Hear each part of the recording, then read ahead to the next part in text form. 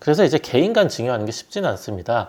자금을 인출을 해도 이걸 모아서 세무서에서 뭐라고 한다고 하고 이체를 하는 것도 걱정이 됩니다. 그래서 뭔가 확실한 방법이 좀 필요합니다. 그 방법을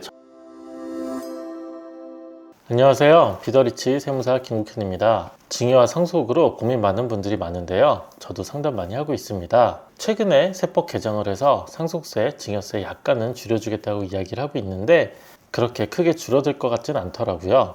그것보다 실제로 증여세와 상속세 어떻게 줄일지 더 고민을 해야 됩니다. 고민을 한다는 게 증여와 상속을 공부해서 혼자 한다는 게 아니라 저와 함께 상담을 하면서 방법을 찾으시는 거겠죠? 제가 한 10년 넘게 세무사도 하고 증여와 상속 그리고 법인에 대해서 많이 컨설팅을 하고 있는데 이렇게 상담을 많이 하면서 느낀 점도 많았습니다. 그렇게 해서 해결책도 많이 찾았거든요. 그래서 오늘은 좀 종합적으로 이야기를 한번 드리려고 합니다. 이 영상을 보면서 증여와 상속은 어떤 거구나, 그리고 더 나아가서 가족법인 세팅을 하면 좋구나, 이런 것까지 알면 좋으실 것 같아서 제가 한번 종합적으로 개인 측면에서 증여와 상속을 이야기를 드리고 가족법인은 또 어떻게 활용을 하는지 한번 설명을 드리겠습니다. 제가 최근에 이쪽 관련해서 강의를 좀 많이 하고 있는데요. 상당히 관심이 많긴 하더라고요. 아마 세금이 많아서 그러신 거겠죠? 그리고 제가 종합적으로 설명드린 이유가 또 있습니다. 증여와 상속이라고 하면 여러 사람들이 이야기를 하는데 그게 대안이 될까? 이런 생각이 좀 들더라고요. 예를 들어서 증여세나 상속세를 줄이려면 보통은 어떤 얘기를 하냐면 증여재산을 줄여라, 증여를 먼저 해라, 증여를 빠르게 해라, 이런 이야기를 합니다. 당연히 맞는 이야기지만 이게 현실적인 대안이 되는 것 같지는 않습니다. 증여를 빨리 해야 되고 상속재산, 증여재산을 줄이면 세금이 적게 나온다는 건 누구나 알고 있지만 그게 세법적으로 해결이 되진 않습니다. 실제로 실행도 어려우니까요. 제가 왜 그런지 설명도 차근차근 드리겠습니다. 제가 처음부터 차근차근 설명을 드리고 오늘 영상은 스토리처럼 이어져 있어서 처음부터 끝까지 들으시면 도움 많이 되실 것 같습니다. 결국에는 가족법인으로 증여와 상속을 하는 건데 가족법인의 핵심이 여러 가지가 있지만 증여와 상속을 해결하는 도구로 활용을 할 수가 있습니다. 우선 일반적인 이야기부터 한번 해볼게요. 보통 증여세 어떻게 줄이냐고 물어보면 증여를 빨리 해야 된다고 이야기를 합니다. 보통 이런 이야기 하죠. 한 살에 2천만 원 하고 11살에 2천 또 하고 미성년자는 2천까지는 10년간 공제가 되니까 이렇게 하고 성인이 되면 5천만 원을 해줘라. 그러면 20살 정도 되면 9천만 원이 쌓인다. 상당히 많은 돈이니까 이걸로 시작을 하게 만들어줘라. 이렇게 이야기를 하죠. 그리고 그냥 주지 말고 이 돈을 주식에 좀 넣어둬라. 이렇게 이야기를 합니다. 이게 나쁜 방법이라는 게 아니고요. 이렇게 하는 것도 좋지만 이게 현실적으로 증여를 한 번에 할 수는 없습니다. 이거는 당연히 해야 되는 거고요. 이거 말고 실제로 내 재산을 어떻게 증여할지는 또 다른 차원의 문제니까요. 그런데 제가 상담을 많이 해보면 이렇게 하는 것도 쉽지가 않습니다. 당장 한 살, 11살 자녀한테 2천씩 증여를 하려면 꽤 수입이 많아야 됩니다.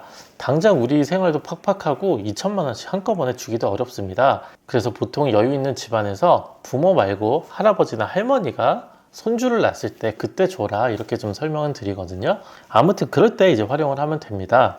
그리고 증여를 빨리 해야 된다는 이유 중에 사전증여란 게 있죠. 사전증여는 말은 좀 어려운데 어떤 개념이냐면요. 자, 예를 한번 들어볼게요. 만약에 부모님이 편찮으셔서 병원에 갔습니다. 병원에 가서 안타깝게도 한 1, 2년 정도 후에는 혹시라도 돌아가실 것 같다 이런 이야기 들었다고 하면 그때 가서 이제 상속세 걱정이 좀 되기도 합니다. 그러면 상속세는 돌아가신 분의 재산을 모아서 세금을 매기기 때문에 돌아가신 분의 재산을 줄이면 세금이 더 적게 나오겠죠. 그래서 부랴부랴 세금을 좀 줄이려고 재산을 증여를 하는 겁니다. 근데 세무서는 가만히 있지 않겠죠. 이제 상속세를 줄이려고 미리 증여를 했다 이렇게 보는 겁니다. 그래서 사망 임박했을 시점에 미리 증여한 거는 상속재산에 포함시키겠다 이렇게 이야기를 합니다. 그러면 한 1년이나 2년 정도 재산을 보고 포함시키면 괜찮을 것 같은데 세법에서는 10년 동안 증여한 걸 다 합산을 하겠다 이렇게 되어 있습니다. 개인적으로는 10년이 너무 긴 것 같긴 합니다. 이게 상속세를 줄이려고 10년 전에 증여를 했다. 증여를 할 수도 있죠. 상속세 줄이는 게 사람의 본성이기도 하고 사람의 마음이니까요. 그런데 세법에서는 이걸 좀 넓혀서 10년 동안 증여한 거는 상속세 줄이려고 한 거니까 다시 합산을 해서 계산을 하겠다. 대신 이 증여했던 재산이 상속재산에 들어가서 정산이 되는 개념입니다. 정산이라는 말이 상속세율은 지금 현재 10%에서 50%고 개정이 되면 40%로 하겠다고 이야기를 하고 있는데 아무튼 이제 누진적으로 올라가는 구조입니다. 그래서 상속재산에 이 재산을 포함시켜서 세율을 적용을 한번 시켜보고 이때 세금을 빼주는 구조입니다. 지금 당장 사전증여를 정확하게 이해하시라는 건 아니고 이런 게 있어서 이제 증여를 빨리 해야 된다 이렇게 이야기를 한다. 이 사전증여 때문에 증여를 하루라도 빨리 해야 된다 이렇게 이야기하는 겁니다.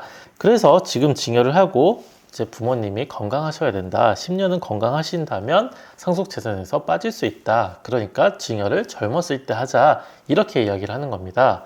그런데 만약에 10년 내에 돌아가실 수도 있잖아요. 당연히 자식 입장에서는 오래오래 건강하셨으면 좋겠는데 우리 마음대로 또 되는 건 아니니까요.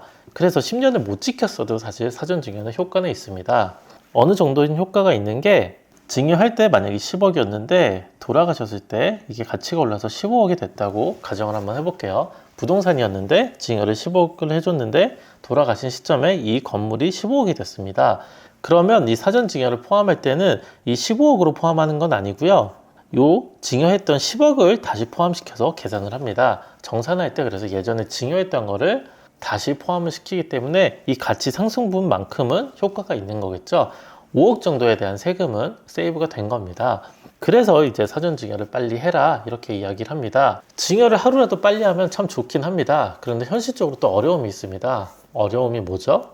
증여세는 바로 받는 사람이 내야 된다는 겁니다. 증여 받은 사람이 세금이 내야 됩니다. 그래서 보통 건물에 증여를 해주고 싶어도 그 증여세를 자녀들이 낼 수가 없습니다. 몇 억씩 나오는 세금인데 갑자기 현금이 없거든요. 그걸 또 이제 부모님이 대신 내줄 수도 있는데 대신 내주면 그게 또 증여입니다. 건물에 부채가 없다면 건물을 담보로 해서 대출을 받아서 세금을 낼 수도 있는데 현실적으로는 갑자기 대출 받아서 세금 내긴 또 어렵거든요. 그래서 현실적으로 꼬마 빌딩을 증여를 하고 싶은데 증여세 낼 돈이 없어서 증여 못하는 경우가 참 많습니다. 그래서 이 문제의 출발은 증여 받는 사람이 내야 되는데 증여세 낼 돈이 없습니다. 그래서 개인으로 증여 빨리 해야 된다는 거 충분히 알고 있는데 이게 쉽지 않은 거죠. 그리고 제 실제 케이스를 말씀을 한번 드릴게요. 상담이 왔는데요. 자녀가 7억짜리 아파트를 사고 싶다고 합니다. 이제 결혼을 해야 되니까 7억 정도 아파트 사서 이제 새 출발을 하겠다. 이렇게 이야기를 해서 징역 5천만 원 할 수 있고 최근에 한번 바뀌었죠. 결혼을 하면 혼인자금 공제에 1억 원을 추가를 해줍니다. 그러면 1억 5천이 되죠. 그러면 이제 남편이 한 1억 5천 되고 와이프 쪽에서 1억 5천을 할 수 있는데 그걸 상대방 집안에 1억 5천 된다니까 꼭 받아와 이렇게 얘기할 수는 없잖아요. 그래서 현실적으로 이분은 와이프가 한 5천만 원 정도 보태기로 했습니다. 그럼 이렇게 하면 2억 정도 됐죠. 그래서 이 아파트에 담보대출을 받아봤더니 3억 정도 된다고 합니다. 그럼 총 얼마죠? 2억에 3억이니까 5억이죠. 그래도 한 2억이 모자랍니다. 그래서 이 2억 어떻게 해야 되냐고 왔습니다. 이제 많이 아셔서 2억은 그냥 빌려줘도 된다. 차용증 잘 쓰고 빌려줘도 된다는데 정말 괜찮은지 더 좋은 방법이 있는지 물어보러 오셨습니다. 차용증을 보기 전에 우선 혼인에 대한 증여공제 한번 보겠습니다. 혼인자금 증여공제를 보시면 증여자는 직계 존속, 그러니까 부모님이나 할아버지, 할머니가 되겠죠. 공제한 돈은 1억이고 혼인 신고를 해야 됩니다. 혼인 신고일 기준으로 전 2년, 이후 2년, 총 4년간 1억을 준다면 1억은 공제를 해주겠다 이렇게 되어 있고요. 출산을 하면 또 1억을 받을 수 있거든요. 혼인 1억, 출산 1억은 아니고요. 이거 두 개 합쳐서 1억입니다. 참고 한번 해보시고 그러면 이제 보통 어떻게 하죠? 아버지가 이 자녀한테 모자른 자금 2억을 빌려주기로 합니다. 그럼 이자 어떻게 하죠? 이자 주고받으라는 분들도 많고 저는 그냥 이자 주고받지 말고 차용증 잘 쓰자고 이야기를 드린 편입니다. 걱정이 돼서 이자를 주고받는다면 어떻게 되죠? 2억에 대한 4.6% 정도 이자를 주고받기로 하고 920만 원을 부모님한테 드립니다. 그럼 이 이자 소득에 대해서 이 부모님은 세금을 내야 되겠죠? 소득세를 내야 됩니다. 소득세 27.5%를 내야 되겠죠? 이 920만 원에 27.5%의 세금을 내야 됩니다. 그럼 대략 253만 원 정도 세금을 매년 내야 됩니다. 적지 않은 돈이죠? 그리고 또 생각을 해보면 이게 그냥 주고 싶었는데 증여세가 나올까봐 빌려주는 형식으로 만들어 놓고 나중에 되갚기로 하자 이런 형식입니다. 그런데 갑자기 매년 253만 원씩 내라고 하면 이게 맞나 싶을 겁니다. 그래서 이자는 주고받지 말고 차용증 잘 쓰자 이렇게 이야기를 하고 있고요. 그게 한 2억 정도 된다? 조금 더 되긴 하죠. 2억 1,700 정도 되긴 합니다. 그래서 이제 차용증 이렇게 잘 쓰죠. 차용증 잘 쓰고 공증 받아야 되는지 공증은 좀 비싸니까 확정일자나 내용증명 뭐 이런 방법을 써보면 되고 이자는 2억 정도는 안 줘도 되니까 차용증은 대신 잘 써보자 이렇게 이야기를 많이 드립니다. 이게 이제 증여에 대한 일반적인 솔루션이라고 이야기를 하죠. 그런데 여기까지 돼도 증여를 한꺼번에 많이 할 수는 없습니다. 그래서 이제 개인 간 증여하는 게 쉽지는 않습니다. 자금을 인출을 해도 이걸 모아서 세무서에서 뭐라고 한다고 하고 이체를 하는 것도 걱정이 됩니다. 그래서 뭔가 확실한 방법이 좀 필요합니다. 그 방법을 저는 이제 가족법인으로 찾았습니다. 가족법인을 활용해서 증여와 상속을 좀 할 수가 있는 거죠. 근데 오해하지 마셔야 될 게 앞에 말씀드린 방법들 충분히 좋은 방법이고 상황에 따라서 충분히 활용할 수 있습니다. 제가 상담 드릴 때 그런 거는 개인적으로 활용을 하시고 조금 더 증여를 해야 되는 상황이 있거나 하면 제가 가족법인을 또 설명을 드립니다. 그래서 이제 구체적으로 이제 상황에 따라서 좀 다른 거겠죠. 그럼 이제 첫 번째 어떻게 해야 되냐? 가족법인이 뭐냐? 예전엔 단독 주주를 많이 하셨거든요. 근데 요즘은 여러 주주로 해서 가족들로 구성을 합니다. 보통 부모님들 30%씩 하고 자녀들 20%씩 하는 경우가 많고요. 뭐 이건 또 사정에 따라서 아주 틀리니까 저랑 상담하면서 어떻게 하면 좋으실 것 같다 이렇게 말씀드리고, 어떤 경우에는 자녀법인이라 그래서 부모님들은 빠지고 자녀만 뭐 50%씩 이렇게 하는 경우도 많습니다. 그리고 자녀들은 넣는 건 괜찮은데 내 부모님, 그러니까 할아버지 할머니가 되겠죠. 손자 손녀 뭐 이렇게 되겠지만 아무튼 나의 부모님은 넣지 말고 자녀들로 이제 한 가족 단위로 이제 구성을 하는 게 좋다. 그리고 미성년 자녀 꼭 넣으셔야 되고요. 넣어도 되냐요가 아니고 꼭 넣으셔야 됩니다. 나중에 넣기가 어렵거든요. 그리고 출자금에 대한 입증 문제가 있습니다. 이게 증여세에 걸리지 않도록 이제 확인을 해서 자본 구성을 해야 되겠죠. 제가 가족법인 여러 가지 이야기가 있으니까 영상 한번 참고해 보시고요. 그 중에서 가족법인 해야 되는 이유 중에 이제 대표자 무보수 신청을 할 수 있다는 겁니다. 예를 들어서 병원을 하고 있습니다. 병원 원장님인데 병원은 보통 개인 사업에서 법인으로 전환하기가 어렵거든요. 뭐 거의 불가능이라고 봐도 이제 과언이 아닌데, 아무튼 개인 소득이 이제 많습니다. 개인 소득이 많으면 새로운 사업을 하거나 부동산 투자를 할 때는 꼭 법인 세팅하는 게 좋습니다. 그러면 법인에서 이제 소득이 생기잖아요.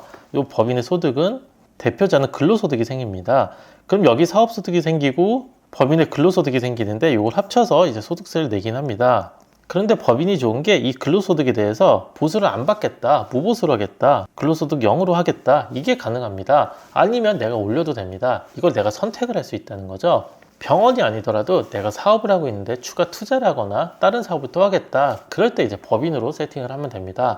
더 좋은 거는 새로운 사업을 할 때 그 법인을 세팅하고 자녀를 주주로 참여시키면 자연스럽게 증여 상속이 되는 겁니다. 그 사업이 커지고 수익이 생기면 그 일부분이 자녀한테 충분히 갈 수가 있거든요. 그래서 이제 가족 법인으로 세팅을 해서 법인 사업을 시작을 하자 이렇게 말씀을 드리고요. 그리고 이제 부동산 측면에서 보면 가수금 플랜이라는 게 있습니다. 부동산을 사고 싶을 때 만약에 한 40억짜리 건물을 사고 싶으면 대출을 받잖아요. 대출을 받지 않아도 보통 한 5억에서 한 10억 정도는 갖고 있어야 됩니다. 이거마저도 이제 부모님이 증여한 돈으로 하겠다. 만약에 자녀법인이 아니라면 최소 5억 정도 증여를 받아서 시작을 해야 될 겁니다. 그럼 증여세 몇 천만 원 내고 증여를 받은 다음에 부동산에 취득을 하겠죠. 근데 이렇게 하지 않고 가수금이란 걸 활용을 할 수가 있습니다. 자녀법인을 만들어서 부모님이 20억을 빌려줄 수가 있습니다. 그냥 주는 게 아니고 빌려주는 거죠. 그러면 이 법인에 20억이 생겼고 또 대출 한 20억 정도 더 받을 수 있을 겁니다. 뭐 20억에서 30억 받으면 한 40억에서 50억짜리 건물을 취득을 할 수가 있습니다. 개인적으로 돈을 줄 때는 차용증 쓰고 2억 정도 왔다 갔다 할 수 있는데 자녀 법인을 만들면 가수금으로 20억 정도 빌려줄 수가 있습니다. 이걸로 이제 부동산 취득하시는 분들이 참 많습니다. 저랑 상담하시는 분들이 참 많거든요. 이게 저는 참 좋은 것 같습니다. 그런데 이 가수금 플랜이 좋은 이유를 말씀을 한번 드리면 자녀 법인에 우선 자금 출처가 확보가 됩니다. 은행의 대출과 부모님한테 빌린 가수금 모두 확보가 되고 무이자를 하거든요. 20억을 빌려주고 부모님한테 이자를 안 줘도 됩니다. 그 무이자에 대한 세금이 당연히 없겠죠. 그리고 그 부동산 취득한 임대의 수입은 고스란히 자녀법인한테 가고, 더 좋은 거는 이 가치 상승, 부동산이 오르면 그 혜택은 모두 다 또 자녀법인한테 갑니다. 이게 핵심이라고 하겠죠. 그리고 빌려준 가수금 채권은 고정이 됩니다. 20억을 빌려주고 5년, 10년이 지나면 이 20억이 늘진 않고 20억으로 그대로 있을 겁니다. 아마 중간에 수익이 많이 생기면 또 갚아 나가겠죠. 그래서 결국에는 물가 상승을 고려하면 실질 가치가 하락하는 거겠죠. 이게 아주 핵심입니다. 만약에 부모님이 여유가 있으시고 현금이 좀 있다, 아니면 좀 대출을 받아서 줄 수가 있다, 이럴 때 가수금 플랜을 활용해서 부동산을 취득할 수가 있습니다. 레버리지를 훨씬 더 많이 만들 수가 있는 거죠. 자녀 법인으로 할 수 있는 방법들은 아주 많습니다. 현물 출자를 할 수도 있고 지주회사를 만들 수도 있습니다. 그리고 이 지분을 자녀한테 주는 경우도 많고 차등 배당을 또 활용을 할 수가 있거든요. 아주 여러 가지 방법이 생깁니다. 단순히 법인한테 돈을 빼는 문제가 아니고요. 여러 가지 기회가 생기거든요. 그냥 개인으로 있을 때보다 이 법인 명의를 만들어서 가족들끼리 어떻게 나눠 갖자, 이런 기회가 아주 커다랗게 생깁니다. 그게 아주 핵심이고요. 그럼 누구한테 좋을까요? 증여와 상속 고민인 분들, 당연히 가족 법인 설립, 그 다음에 증여와 상속 저와 상담하면서 방법을 찾으시면 되겠죠. 그리고 사업하는 대표님들 특히 좋습니다. 가업승계 하면 600억까지는 세금 안 나올 수는 있는데요. 그런데 가업승계도 100%는 아닌 게 사업용 자산이 아니라면 또 세금이 나오거든요. 그리고 미리미리 자녀한테 승계할 수 있는 방법들이 있습니다. 지주회사를 세팅을 해주면 되거든요. 그리고 부동산 투자하시는 분들 가수금을 만들어서 투자할 수도 있고, 개인으로 갖고 계신 분들 법인으로 전환해서 자녀한테 줄 수 있는 방법들도 있습니다. 증여와 상속도 생소하지만 이 가족 법인이라는 큰 기회를 만들어서 좀 해결을 할 수 있다, 이렇게 좀 이야기를 드리고 싶고요. 제가 이 분야를 많이 하는 이유가 세무사인 것도 있지만, 제가 재무관리 전공을 해서 증여와 상속도 많이 하지만 법인도 많이 하고 있습니다. 작은 기업에서 아주 큰 기업까지 모두 다 관리를 해드리고 있거든요. 개인 사업자분들도 관리 많이 해드리고 있습니다. 병원도 많이 하고 있고요. 그래서 증여 상속 뿐만 아니라 사업 궁금하시면 저한테 상담 오시고 이야기 나누면 좋을 것 같습니다. 또 좋은 내용으로 찾아오겠습니다.